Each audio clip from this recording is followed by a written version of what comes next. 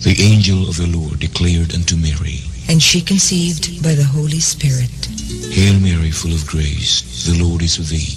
Blessed art thou among women, and blessed is the fruit of thy womb, Jesus. Holy Mary, Mother of God, pray for us sinners, now and at the hour of death. Amen. Behold the handmaid of the Lord. Be it done to me according to your word. Hail Mary, full of grace, the Lord is with thee. Blessed art thou among women, and blessed is the fruit of thy womb, Jesus. Holy Mary, Mother of God, pray for us sinners, now and at the hour of death. Amen. And the Word was made flesh, And dwelt amongst us. Hail Mary, full of grace, the Lord is with thee.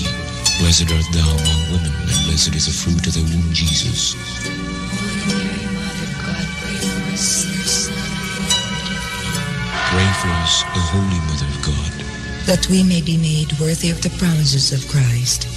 Pour forth, we beseech you, O Lord, your grace into our hearts, that we, to whom the incarnation of Christ, your Son, was made known by the message of an angel, may by his passion and cross be brought to the glory of his resurrection, through the same Christ our Lord. Amen.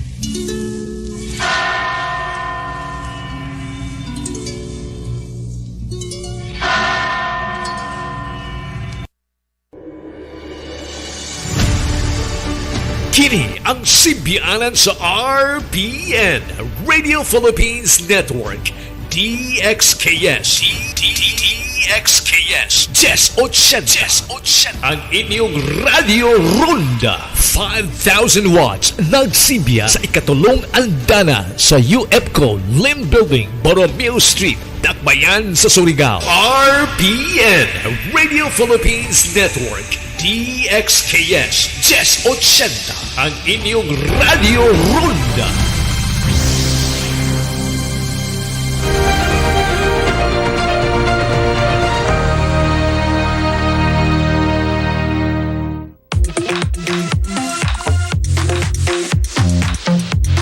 We're back. Hell yeah! I take it very, very seriously.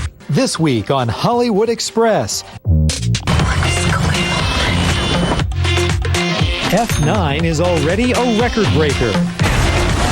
It's very humbling to watch them and be able to take advice from them. A magical reunion is in the works.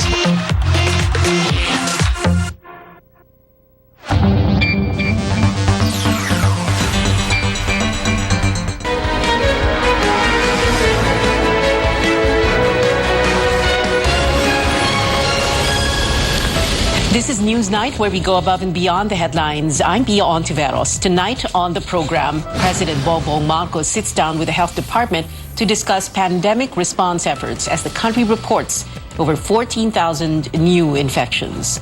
With drivers and operators complaining of delays and struggling to make a living, transport regulators vow to fast-track payments for the EDSA bus carousel program. And the sports community still on a high as the women's national football team reaches a milestone with its first win in a regional championship.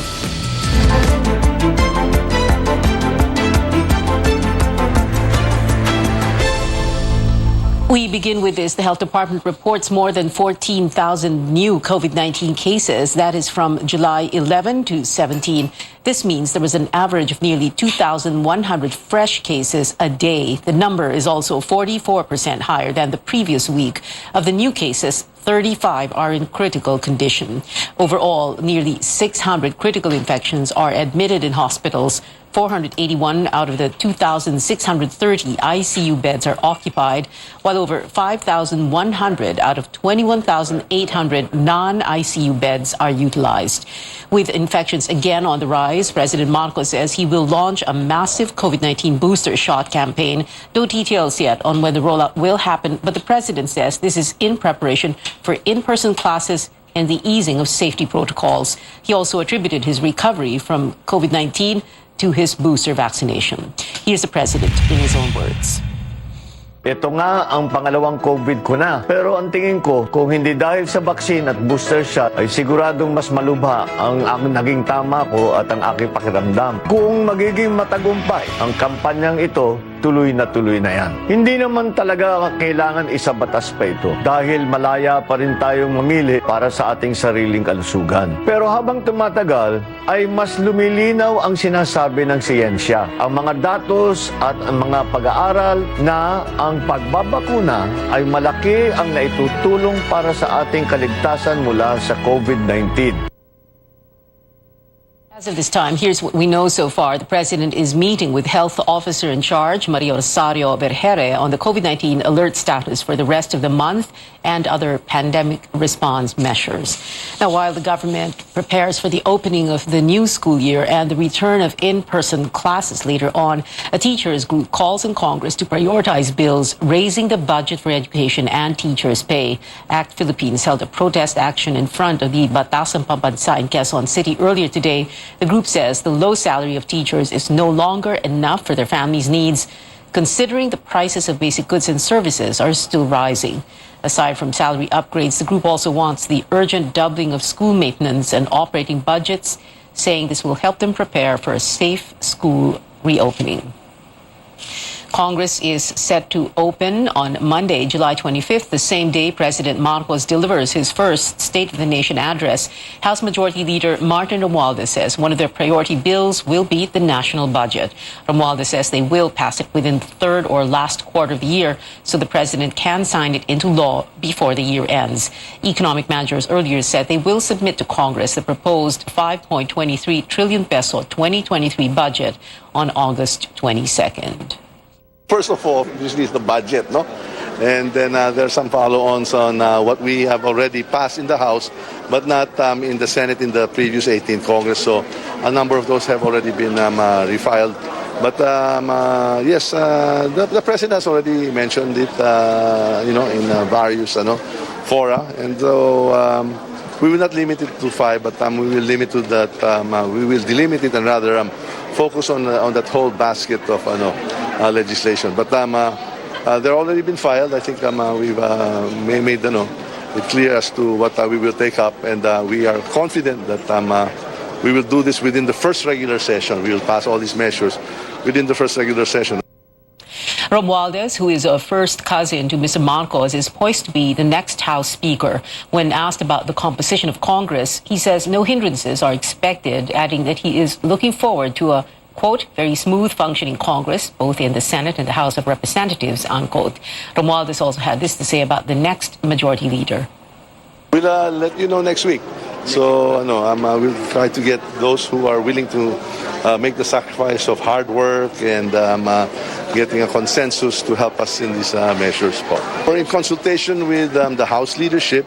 We'll go back to our time-honored traditions of having the respective parties properly represented.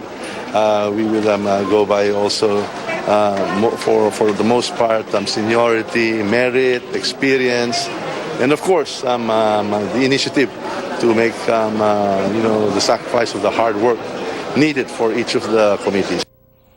It is all systems go for President Marcos's first SONA next week. House Secretary General Mark Leandro Mendoza says over 1,300 people are expected to attend the SONA on Monday, July 25th at the Batasan. Invited guests include former presidents, vice presidents, and speakers, the diplomatic corps, and justices. Mendoza adds health protocols are also in place.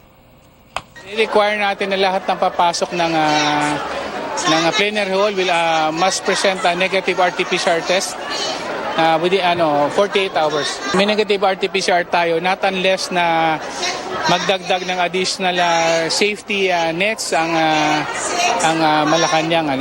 Lahat na require kami magdagdagan pa. Yung antigen depende pa kung magbibigay sila ng order na bukod po dun sa RT-PCR requirement kung magdadagdag pa tayo ng antigen testing natin. Well, as we said earlier, the opening of the 19th Congress happens on Monday. We'll bring you live pictures beginning at 9:30 in the morning that capture special coverage of the president's first SONA beginning at 2 p.m. only here on CNN Philippines. Straight ahead on Newsnight, motorists set to get some relief with fuel companies slashing prices beginning tomorrow, while transport regulators vow to fast-track delayed payments for drivers of the EDSA bus carousel.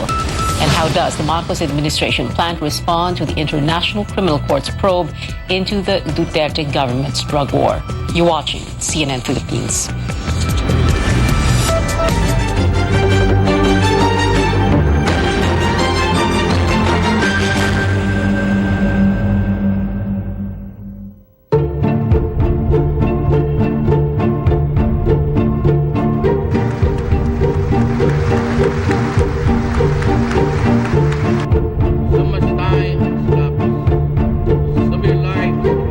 Sila ang nagtatanong. For strong and enduring. Simula pa lang ito.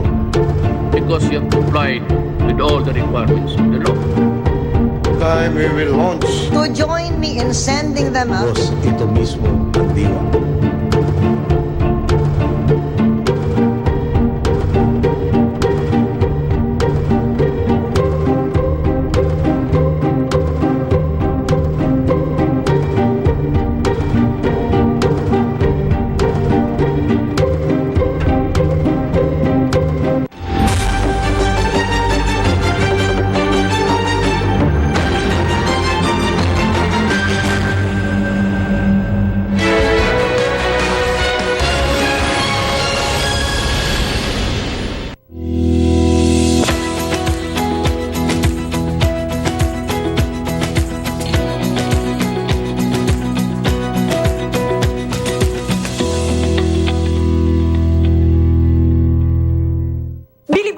MX3 dahil ito ay napatunayang may alpha, beta at gamma mangosteen. MX3 capsule helps avoid pain discomfort para iwas sakit. Tested and proven na low sodium, cholesterol-free at fat-free. Dito ako sa tunay, natural at original. MX3. Mahalagang paalala, ang MX3 capsule ay hindi gamot at hindi dapat gamiting panggamot sa anumang uri ng sakit. Fried chicken? Timplang happy! With easy-to-cook Magnolia Chicken Timplados. Iba't ibang sarap ng chicken, kaya. Anong Magnolia Chicken Timplados mo? Iba't ibang easy chicken sarap.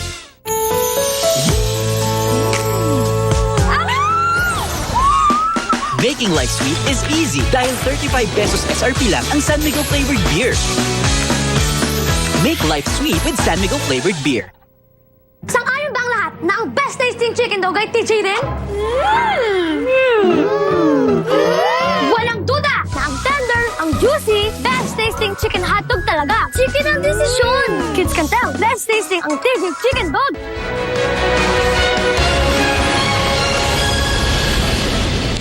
This is Newsnight on CNN Philippines. Fuel companies set to cut pump prices tomorrow. Fuel companies will reduce gasoline prices by 5 pesos per liter and diesel by 2 pesos per liter. Expect cheaper kerosene prices as well, with a rollback of 70 centavos per liter. Now, this marks the third fuel price cut in weeks. Transport regulators vow to fast-track payments for the EDSA bus carousel program as drivers complain about delays. The LTFRB and Transport Secretary Jaime Bautista met with groups operating the EDSA bus carousel today. The LTFRB plans to update payments by the end of this month. The agency says delays began during the 6th week of the program, which was launched late March. The LTFRB says it has partially paid up to the 10th week. Drivers are hoping to get their wages soon, as some of them are already facing mounting debts because of the delays. Paige Javier filed this story. Some drivers and conductors on board the Libreng Sakay program have no choice but to wait for their salaries. They have nothing against the service contracting program of the government, but they are crying foul over the delay in payments. Some of those we spoke to have yet to receive their wages. Delay po kasi may 1.5 months pa kaming hindi nababayaran na sahod. Yung last po namin, May pa yun. Delay po kami ngayon ng kasi June 4 pa lang po yung naging huling sahod po namin.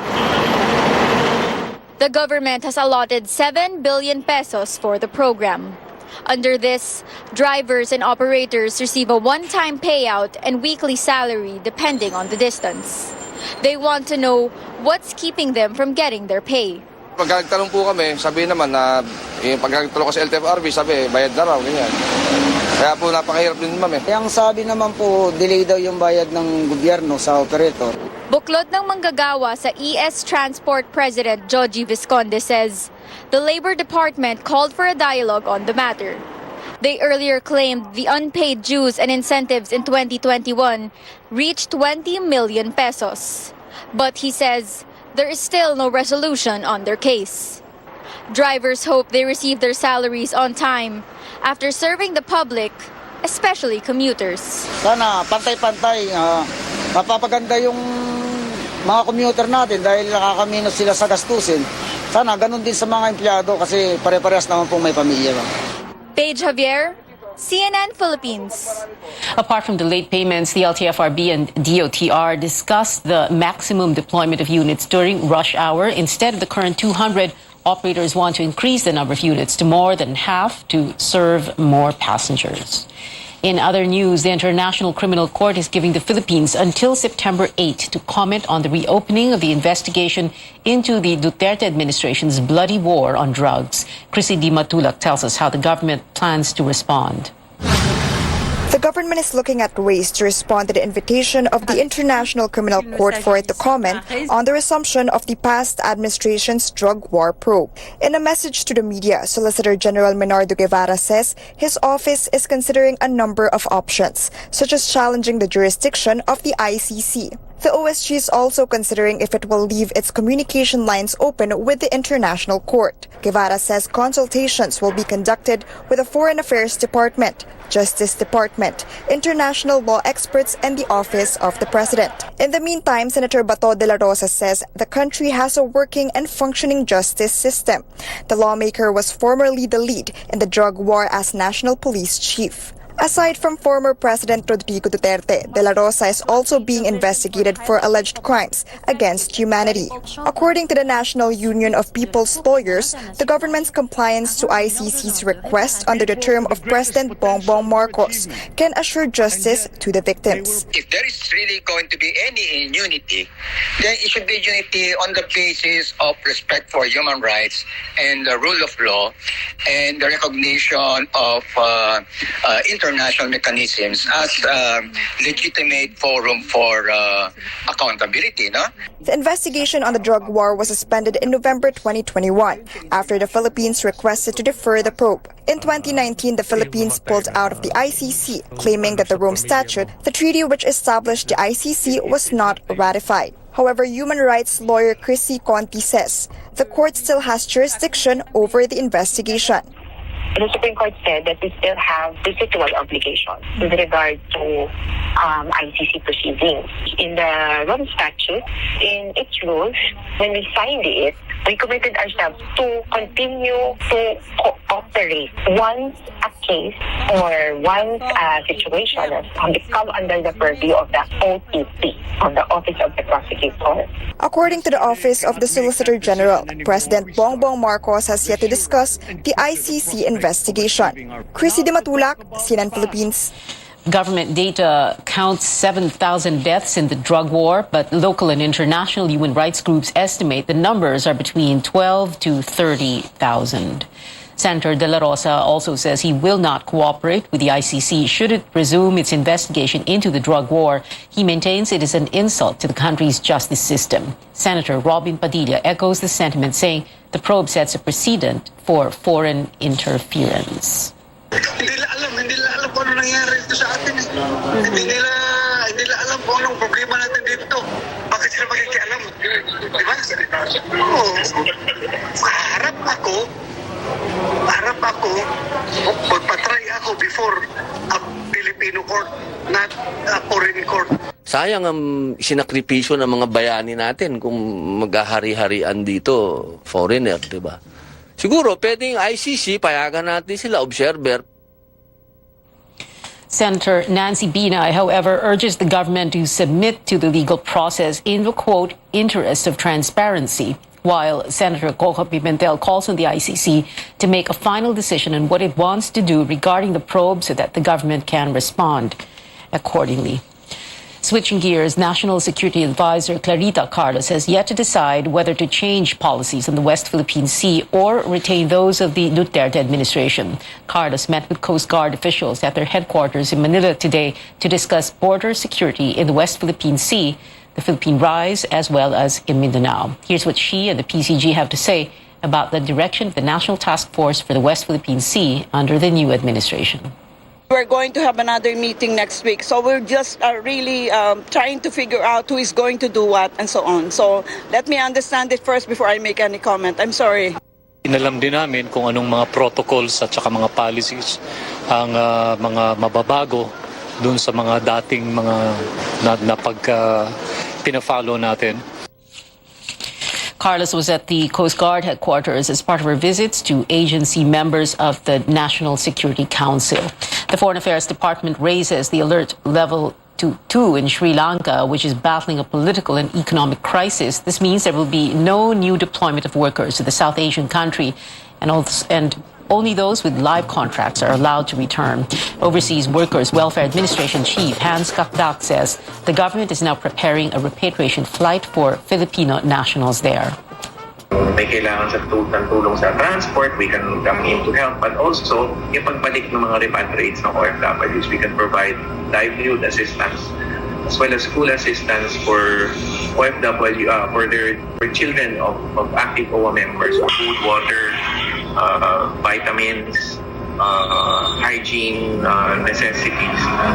We can provide this. We can arrange this and request yung mga those identified by the DFA on the ground to distribute. There are around 700 Filipinos in Sri Lanka. In China, thousands of tourists are trapped in a resort town as authorities enforce a snap lockdown because of rising COVID-19 cases. Over 500 infections were reported in Beihai, a known tourist spot in southern China.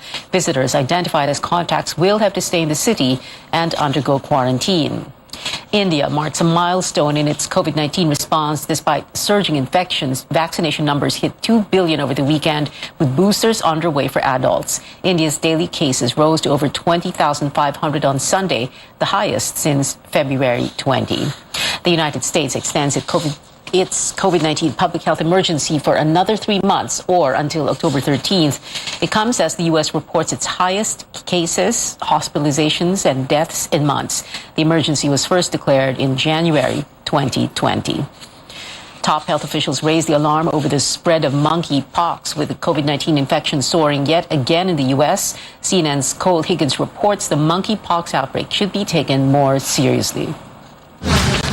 Monkeypox has been detected throughout most of the U.S. According to the U.S. Centers for Disease Control and Prevention, there are cases in at least 45 states and jurisdictions. And now the CDC reporting there are at least 1,814 probable or confirmed monkeypox cases across the country, causing some top health officials to warn the window to contain the virus may already be closed. We made a lot of the same mistakes that we made with COVID with this, having a very narrow case definition, not having enough testing. And while it's not going to explode because it's harder for this virus to spread, it's probably going to be persistent. You'll have this as a sort of a fact of life. Worldwide, monkeypox cases surpassing 12,000, and officials say the real numbers are likely higher.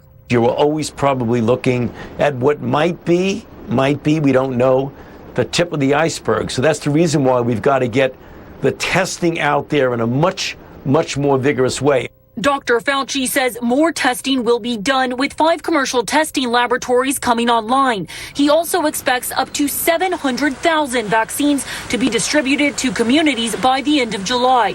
Fauci and other top health officials also worrying about the ongoing COVID-19 pandemic in the U.S. Fueled by the Omicron offshoot BA.5, daily COVID-19 case rates are surging again, and hospitalizations and deaths are also up. We've got to stay on top of this virus. We've got to keep building new generations of vaccines. We've got to make sure we have adequate treatments. We can get through this. I'm Cole Higgins reporting. Up next, the Filipinas proved to be the best in Southeast Asia after beating Thailand for the AFF Women's Championship. Plus, Hollywood A-listers Jennifer Lopez and Ben Affleck are now married again. Keep it here on Newsnight.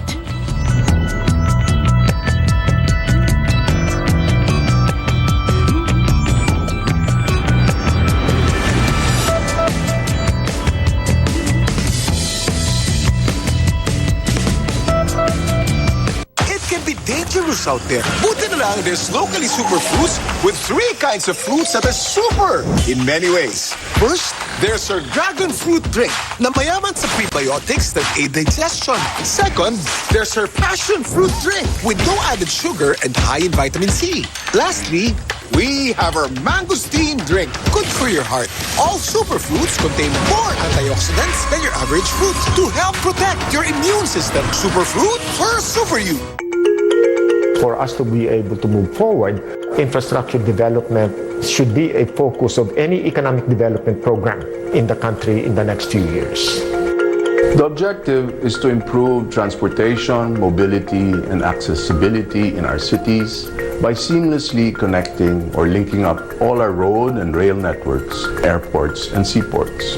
With this, we can decongest Metro Manila, accelerate and make more efficient the transportation of people and goods, improve access between cities and provinces, develop new economic growth centers, boost our local industries, enable tourism, create more jobs and business and livelihood opportunities, and allow everyone to have a better quality of life.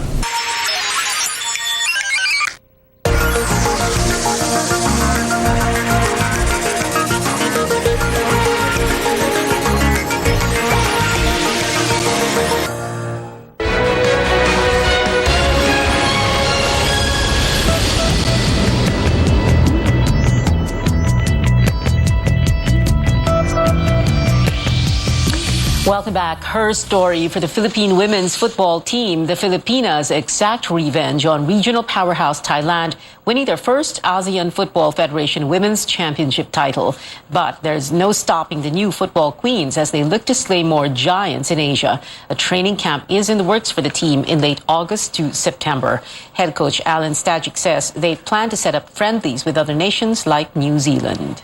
We've come a long way, but you know, not for 1 second do we underestimate how tough the challenge is going to be moving forward to rise even higher up the ranks of the world and compete, you know, really for the big prizes in world football. For us to be stronger, we need to identify better players around the world, and we need a better development pathway here in the Philippines as well. Pauline Versosa takes us back to the moment the Filipinas became the new football queens of Southeast Asia. This is ball. For the first time, the Philippine women's football team has emerged on top in Southeast Asia. On Sunday, the Filipinas clinched their first ever crown in any tournament after defeating Thailand 3-0 in a fierce finals showdown in the 2022 AFF Women's Championship. Right from kickoff, the Filipinas came out guns blazing. And as early as the 8th minute, a corner kick by team captain Tanay Anis would find Jessica Cowart to give them a dream start. Anis' ball. The Filipinas continued to crack their opponent's defense. As Katrina Gilyu found the back of the net, doubling the team's lead at the 20th. Thailand remained scoreless entering the second half. Still, the Filipinas did not let their defense down, with goalkeeper Olivia McDaniel determined to keep a clean sheet. In the 89th minute, top striker Serena Bolden delivered the dagger with a header from a corner by Sarah Egishvik, sealing their title as the new queens of football in the region. In the coffin! There's no magic. It's lots of hard work and training and lots of discipline and dedication from everyone, and really it's a whole team effort. This group is on the up, and you know, we're an evolving and an emerging team, and you know, I think that we've shown that we can definitely be a threat in Southeast Asia. Our job now is to become a powerhouse in Asia as well. This marks another milestone for the Filipinas after booking a historic ticket to the 2023 FIFA World Cup in January and clinching historic semi-final seats during the AFC Asian Cup and 31st Southeast Asian Games. I think we're just really starting to believe in ourselves and really trust what we're doing. This is just the start. We're going to keep getting better, and we're going to give everyone a show next year at the World Cup. Bolden, who emerged as the tournament's top scorer with 8 goals, also gave credit to those who paved the way for the team's success. You know, when you stick with something and you believe in it, only good can come out of it. Like, we've worked so hard. You know, girls on the team that have been here before I've even been on the team have worked and dedicated their lives to this, and to finally see it come to fruition is just so beautiful. The Filipinas' victory was fueled by the electrifying support of over 8,000 fans at the Rizal Memorial Stadium. I brought my Philippine flag. I guess it's, you know, playing on home field it's just your hair stands up. You hear them, isa pa, you know, it's a different experience altogether, and I'm just proud of them. I feel great. Wonderful tournament, wonderful crowd tonight. It was exciting, amazing. Glad we could be here for this. I'm super proud of you guys. Can't wait to be back on the field with you. Congratulations. We love you guys, and you guys made us proud. The Filipinas will look to build on their success as they continue preparing for their maiden FIFA Women's World Cup appearance in July 2023. Pauline Rizosa, CNN Philippines. Second time's the charm for Hollywood stars Jennifer Lopez and Ben Affleck, who have officially tied the knot, sources confirming the couple exchanged vows in an intimate ceremony in Las Vegas in the U.S. state of Nevada on Saturday. The Bennifer love saga is one that took years in the making. The two got engaged in April, over 18 years since they called off their first engagement. Second time to get engaged, first time to be married. And in music, get ready to take a trip down memory lane with your favorite old school songs from the Beatles. Global act Bootleg Beatles is returning to Manila this October. A series of concerts will be held on the dates flashed on your screens in Pasay and in Cebu and Davao City. Tickets go on sale Friday, July 22nd. And that is it for now. Join me again on News.ph at 7 p.m. I'm Pio Ontiveros for Newsnight, where we go above and beyond the headlines.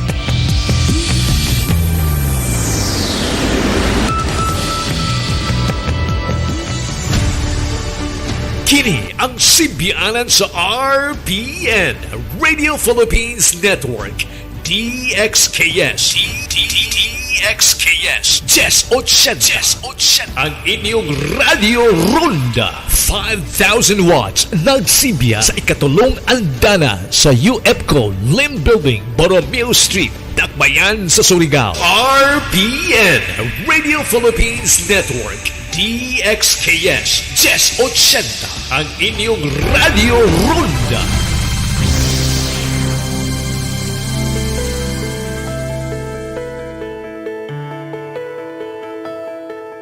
Dengue is one of the most infectious diseases here in the Philippines, having infected up to 80,000 Filipinos in 2021 alone.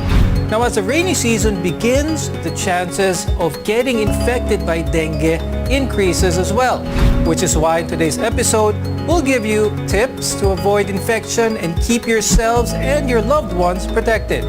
I'm Dr. Freddy Gomez, and welcome to MedTalk Health Talk, only on CNN Philippines.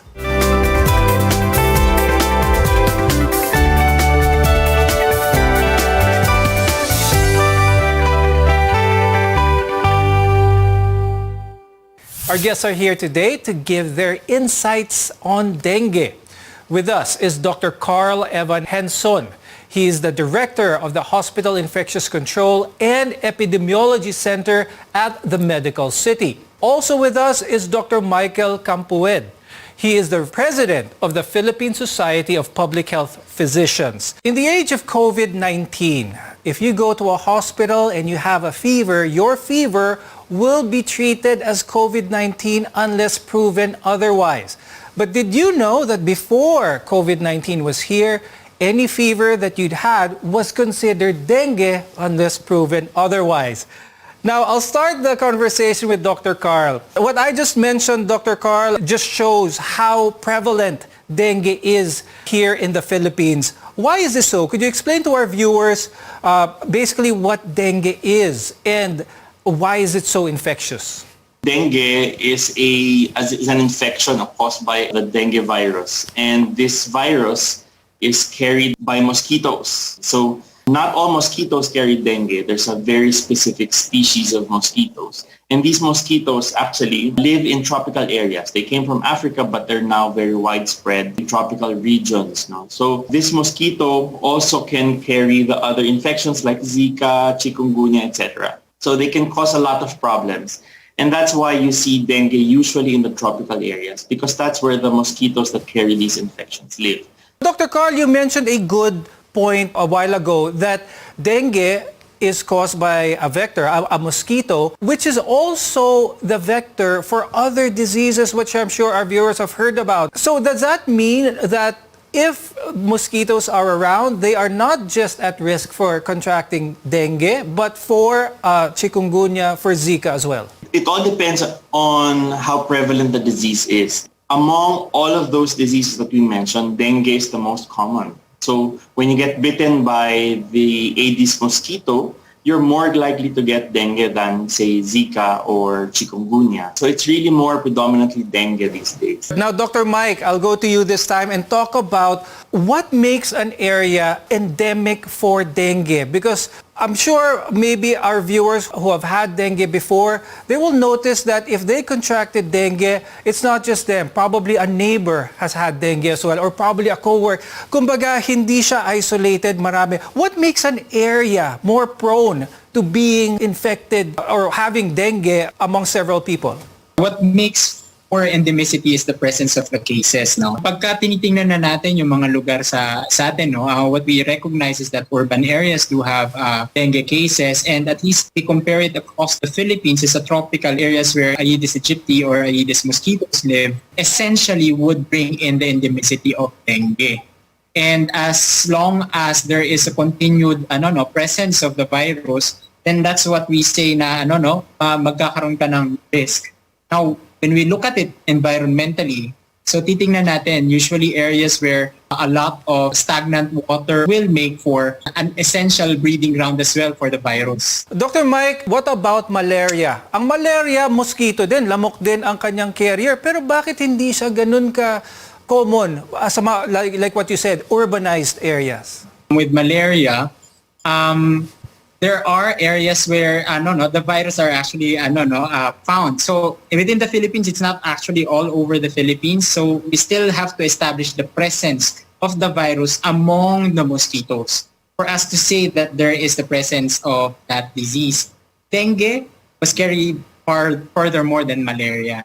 Pero ayun, kalungkutang palad, meron pa rin tayong areas where we have malaria. Now, Dr. Carl, let's talk about the symptoms, the common symptoms that might prompt someone to think that they have dengue. Dengue fever, so lagnat ang primary symptom niya. No? Almost all patients will present with fever. The other name for dengue is breakbone fever. Ibig sabihin nun, you get this high-grade fever, but also this muscle aches and pains. Parang bone pain yung kind ng pain that they experience.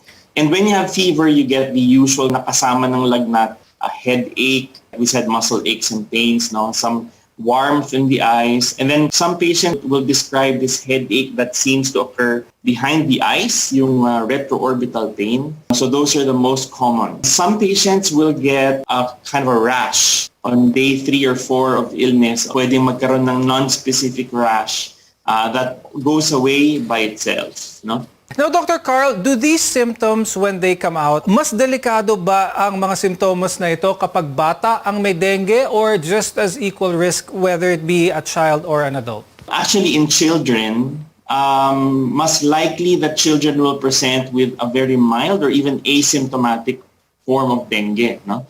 They can get bitten and then they won't know it kasi very mild in symptoms. Pero dengue will infect all age groups, and even healthy adults can get the bad symptoms of dengue. When we return, we'll discuss what you should do if you get infected with dengue, right here on MedTalk Health Talk.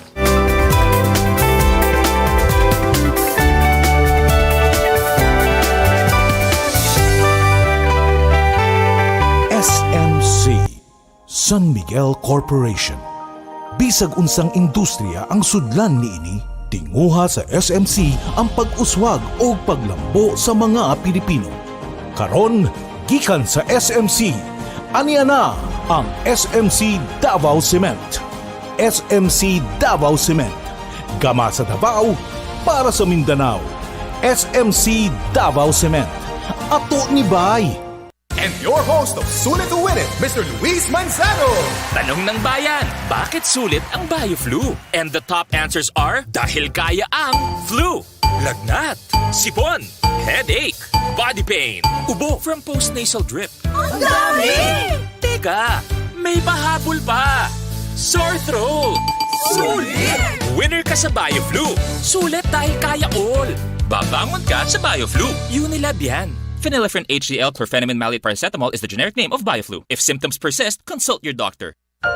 Protektahi ang imong mga mata batok sa delikado ug makadaot nga ultraviolet nga silaw sa adlaw ug uban pa. Pinaagi sa pagsulob og eksakto nga prescription sa antiyohos o antipara. Likay ang mga simptomas sama sa hanap nga pananaw sa layo o duol nga basahon, sakit sa ulo ug uban pa nga makaapekto sa atong kahimsog nga ang hinungdan depekto sa atong mga mata. Alang sa kumpleto nga primary eye care, contact lenses, fashion eyewear, computer eyeglasses, sunglasses, accessories ug uban pa, adto kita sa AG Buñuel Optical Clinic. Ang AG Buñuel Optical Clinic nagpahinumdum kanato nga ang kahimsog sa atong mga mata usa ka prioridad nga angay ipa-check up kausa matag tuig aron pagsiguro nga luwas kita sa piligrong mga sakit. Pinaagi sa lisensyado og qualified optometrists nga maoy mo prescribe sa eksaktong kagamitan ug kung primary eye care ang paghisgutan. Duaw lang silang buhatan sa 3636 sa Nicolas Street, Surigao City ug adunay ilang extension office sa Aurelianida Street, Cantilan, Surigao del Sur. Ayaw kalimti higala, AG Buñuel Optical Clinic. Ang AG Buñuel Optical Clinic doon na branch dito sa lungsod sa Dapa sa may Lupis Haina Street, Poblasyon Dapa, Surigao del Norte. Ang AG Buñuel Optical Clinic dinhi sa syudad ng Surigao no transfer na sa bag-ong location sa Nicolas Street Ragyahapon, tapad sa Garcia Hotel at bang sa Unicity.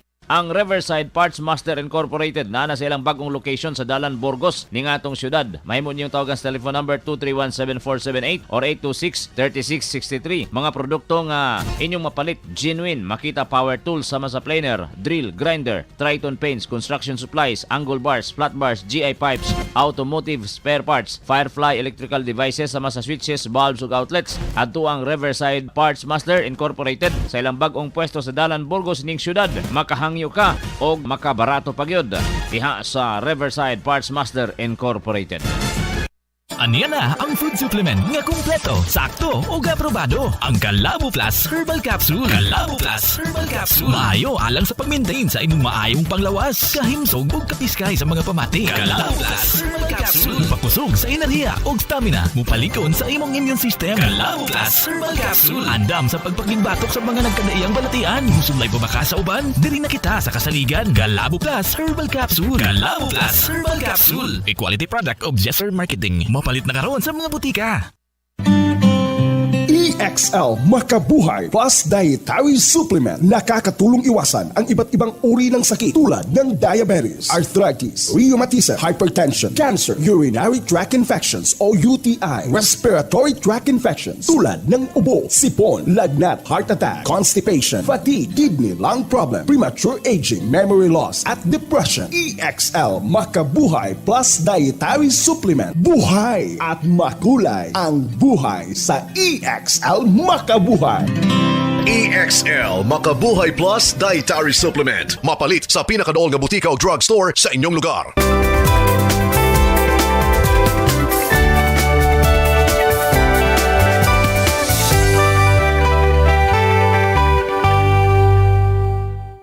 I'm Dr. Freddy Gomez and welcome back to MedTalk Health Talk, where caring is our calling. Taking proper action and subsequent treatment for dengue is necessary as soon as symptoms of dengue begin to appear. So it's very important that you get the correct diagnosis for having dengue. Dr. Mike, how is someone correctly diagnosed to having dengue? Symptoms or kailangan pa ng blood test dito, Doc Mike? So usually, when a patient presents with fever, that's what we call a suspect case, no? A fever, and then the symptomatologies that were described earlier by Doc Carl, no? And then we come to a probable conclusion of dengue once we have rapid diagnostic test or any testing, no? Like for example, NS1 antigen test, yung diagnostic test natin, or you can see a manifestation in the blood counts, no? There's a decrease in platelet or the WBC of the patient. But what confirms a diagnosis is essentially the RT-PCR, no? Now have mga more facilities that are capable of doing that. But of course, no, we don't rely on that presence to begin action. Even at the probability or suspicion, begin action as we see a patient. Yes, Dr. Mike, action is definitely important here. Dr. Carl, nakakamatay ba ang dengue? In a word, yes. Dengue can lead to severe complications. And if it is not addressed properly and in the correct facility, then patients can die from dengue. Okay, let's talk about that. Correctly managed. What is the initial move of a doctor in their plan to treat someone who is correctly diagnosed already with dengue? Okay, so dengue essentially and in most cases is what's called a self-limiting disease. Sabihin nun, kahit wala kang gawin, pwedeng mawala yung symptoms on its own. But in a minority of cases, some patients will have the more severe forms, and this takes the form of what's called plasma leakage. So if that happens, you can get the complications of dengue, like for example, fluid around the lungs, fluid in the belly. Platelets can drop, leading to complications of bleeding. And because this is a virus, there's no one cure. There's no medicine that I can give you that will take away the virus. No? Kailangan the doctors must monitor the vital signs well, give the appropriate volume of fluids, and monitor the response of the patient to those kinds of fluids. Dr. Carl, that's a good explanation of the management. But I'm sure a lot of our viewers, when they hear dengue, they hear blood transfusion. Is blood transfusion an automatic management for someone diagnosed with dengue? Well, definitely not. No, we almost never ever transfuse in dengue. Parang very rare yung instances. I haven't had a case in recent memory where I've had to transfuse, whether platelets or blood or whatnot. No, because like I said, dengue is self-limiting. The virus and the complications will go away on its own as long as it's managed well. No? So the drop in the platelet count, eventually in about 1 or 2 days, that will go up on its own. So unless there are actual bleeding complications, we almost never give transfusion. Dr. Mike, for the most part, what we've learned so far, that the majority of cases of dengue is self-limiting. But of course, what sticks to the minds of a lot of viewers are those extreme cases of dengue. How does dengue go to that? How does stories of bleeding and complications from dengue reach that point? Does it have anything to do with certain types of dengue? There are different vulnerabilities for each patient. And what we do understand in science is that reinfection with dengue is definitely a stage for you to get into the dengue hemorrhagic fever. So that's one thing that we can definitely say. No, if there is history in a patient with previous dengue, we worry about that and we make sure that the patient is actually within a facility that has readiness for hemorrhagic treatment. Pero doon sa mga other things that can actually increase the probability, it ranges. But I support Sir Carl. No, even me. No, we've been very conservative on how we see dengue, and it's not the first thing that we worry about when we see dengue. What we firstly worry is hydration.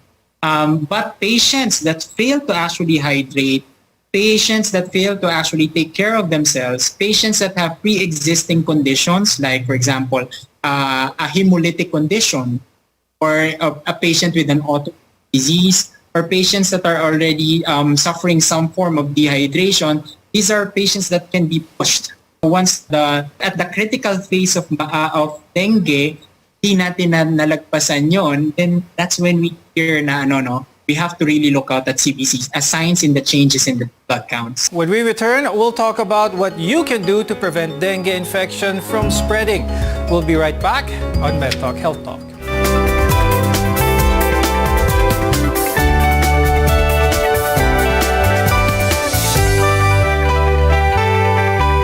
SMC, San Miguel Corporation. Bisag unsang industriya ang sudlan niini, tinguha sa SMC ang pag-uswag o paglambo sa mga Pilipino. Karon, gikan sa SMC, aniya na ang SMC Davao Cement. SMC Davao Cement. Gama sa Davao, para sa Mindanao. SMC Davao Cement. Ato ni Bay. Maayong balita sa tanan sa atong panginahanglan sa panimalay, mga gamit, ingon man mga dekorasyon, pwede na natong mapalit diha sa Wellington Bazaar. Anaw sa Wellington Bazaar ang mga bestidahon, karsunison, plain t-shirt, plastic chair, floor mat, mantel, banig, folding bed, habol, mosketero, trapal, lideret, basketball, stuffed toys ug mga dulaan sa bata. Ang Wellington Bazaar ana magalagad kanato sa Dalan Kaymo ning Dakbayan sa Surigao. Wellington Bazaar gikan sa mga kawani ug tigdumala sa Wellington Bazaar. Mayong adlaw alang kaninyo. Wellington Bazaar, sukion ta sa kanunay.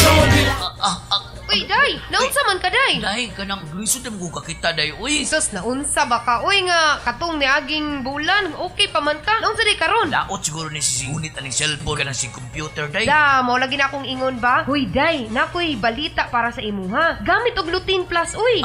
Lutein Plus? Oo, tungod ang Lutein Plus, day, duna kay 13 ka ingredients. Hindi lang kini para sa mata, kundi sa imuhang tibuok lawas. Nga maka-assist pod sa imuhang anxiety ug depression. Ang Lutein Plus usa ka award-winning brand nga gikan pa sa New Zealand. The award-winning supplements from Clean Green New Zealand Omega Plus ang support sa heart and blood system. Ang Lutein Plus ay 13 ka mga ingredients lakip ng vitamins A and C. Dili lamang kung maradyaw sa atong pananaw, nagsuporta sa bini sa ato intirulawas ning panahon nga jari kita kuman sa COVID-19 pandemic. Kinahanglan magpabilin kitang himsog inom sa Lutein Plus, Omega Plus and Primrose Plus Soft Gel. Inintanan available sa New Family Drug, Palma Drug sa Aquarian Pharmacy. Pagdalaga o gulitaw na gani, kinahanglan limpyo og hamis kanunay ang kutis. Gamit og Karisma Kojic Soap. Karisma Kojic Soap. Pampahamis, pampaputi, ug pampabata sa panit. Karisma Kojic Soap. Karisma Kojic Soap. Mao kini ang tubag alang sa mga teenager nga gusto makaangkon og nindot nga kutis. Karisma Kojic Soap. Karisma Kojic Soap. Karisma Kojic Soap. Karisma Kojic Soap. Ang sikreto sa mga gwapa o gwapo. Karisma Kojic Soap. Mabalit sa inyong mga suking butika.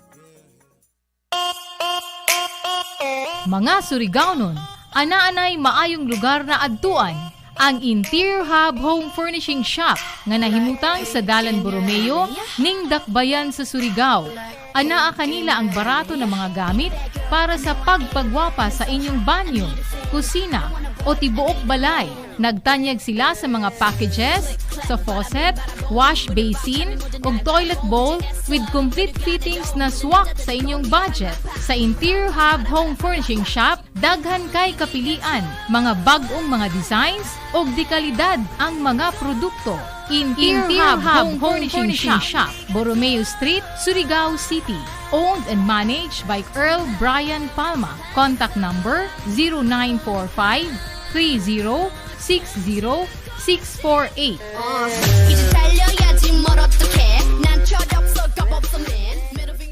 EXL Makabuhay Plus Health and Wellness for God's Glory. Nakay pasyente ma'am no, mo isuon o sa gibati ato ma'am. Ang gibati ato niya dok, ikalihok yung mga lawas, ang ulo lang makalihok, ang kamot dili, wala na di nakadaw yung lawas, bugab na nakaayo. Mandi maasay ang tiil. Makabuhay plus lang jud kaluyan sa Ginoo. Samtod nakalakaw na di siya dok. Primero ina niya pero hinga na di ang pamati, naglihok na pagkatudis, makakaon na siya, makagulit na kasara. Makabuhay plus lang jud kaluyan sa Ginoo Dios. Interesting ito ayan na namo nakakita ni ani sa mong balay na nagmotor na jud. Sige pangalan nimo ba? Charmin po, Tagaguri. Makabuhay! EXL Makabuhay Plus Dietary Supplement. Mapalit sa pinakadool nga butika o drugstore sa inyong lugar.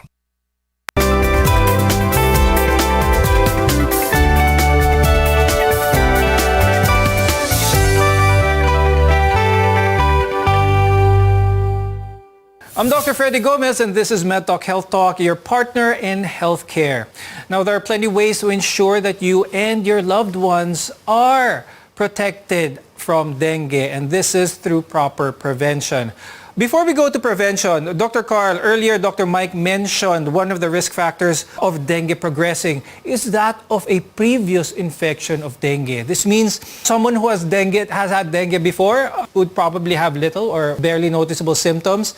How is that a risk factor for a succeeding infection of dengue? The dengue virus has four, I like to call them flavors, no? Serotypes.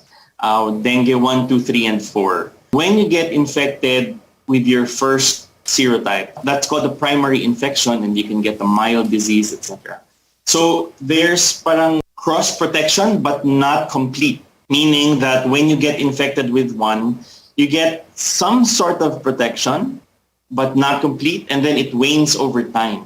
So your body, your immune system, develops some antibodies against the first virus, and it sort of partially will protect you against the 2, 3, 4 virus.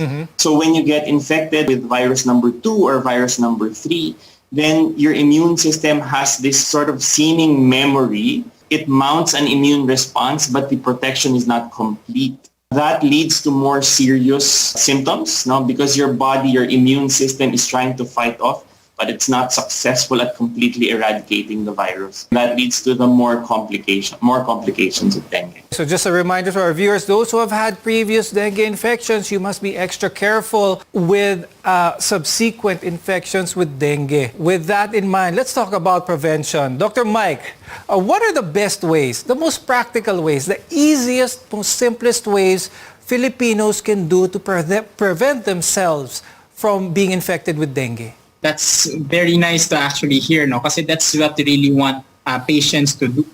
There are a range of actions as a society that we can do. But individually, self-protection is very important. So the things that you can do is to make sure that you don't go out at the times when there are a lot of mosquitoes. Right now, it's quite vague on how we time now that the presence of mosquitoes outside, but we will make sure that at the time that we go out, especially if you're within areas where dengue is endemic, you have to wear long sleeves, long pants, or even wear insect repellents. No. Another thing that we can do is actually looking at breeding grounds of mosquitoes. No, there's the strategy of DOH which we call 4S strategy. No, which primarily points to search and destroy breeding grounds. No, when we look at areas, we have to remember that any small puddle or amounts of water can actually be breeding ground for mosquitoes. So the 4S strategy, definitely, Dr. Mike, is something that all Filipinos must be aware of.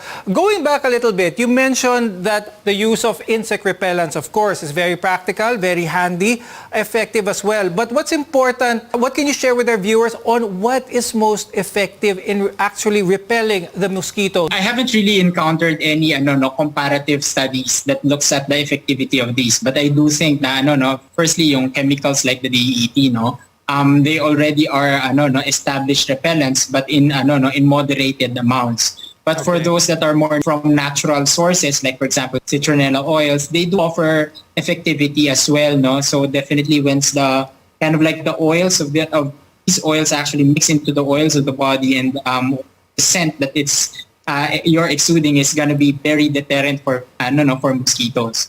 But what I think would be best is a combination of all these. Now, Dr. Carl, going back to dengue per se, there's what is also termed by physicians as the critical phase. This was mentioned a little bit by Dr. Mike in passing a while ago. Please explain to us, Dr. Carl, what is the critical phase? Why is this so important to know? So there are 3 phases in dengue: the febrile phase, the critical, and the convalescent. Febrile phase, as the term implies, may lagnat. When the fever goes away, so sabi natin kanina, 3 to 7 days of fever. Now, when the fever goes away, that commences the critical phase, now where you can get the complications of dengue. You can get a drop in your platelet counts, and then there can be more plasma leakage. The patient can get short of breath. The blood pressure can exhibit some changes that are worrisome, what's called the narrow pulse pressure. And then if the patient is managed correctly, given the appropriate number of fluids, etc., then the patient enters the convalescent phase or the recovery phase. The critical phase, which is the 2 days after the fever goes away, that's actually the most important part where monitoring needs to happen. Yes, that's right. That's why this is the phase where things can take a turn for the worst if not being managed and monitored by medical specialists. Before we go, some important tips for the viewers, especially when it comes to dengue. I'll start first with Dr. Mike. Tips, definitely what I've mentioned, the 4S strategy, search and destroy, looking at breeding grounds around, and self-protection, seek early consultation, and of course the hogging. But critical as well is for you to actually report yourself if you have dengue. We have to be aware for our neighbors as well, to be aware that there is an increasing case around. Yes, awareness is definitely important. And Dr. Carl, any advice to the viewers before we go? Well, at the bottom line, really, the symptoms of dengue are very non-specific. Other diseases can present the same way. fever, headache, muscle aches and pains. That can be anything, no? It can even be COVID and some of the other viral infections. No? So I think the most important thing, most important message is if you have a fever, you need to consult. There are many ways now. You don't need to go to the emergency room. You can do teleconsultation. You can go to your doctor's clinic, etc. But I think the important thing is for you to consult your doctor. Yes, consult your doctor. Definitely always a good choice. With that, thank you very much, Dr. Carl Evans Henson and Dr. Michael Campued for being with us today, sharing your tips and expertise about dengue. I'm Dr. Freddy Gomez, and thank you for watching MedTalk Health Talk. We'll see you again next time.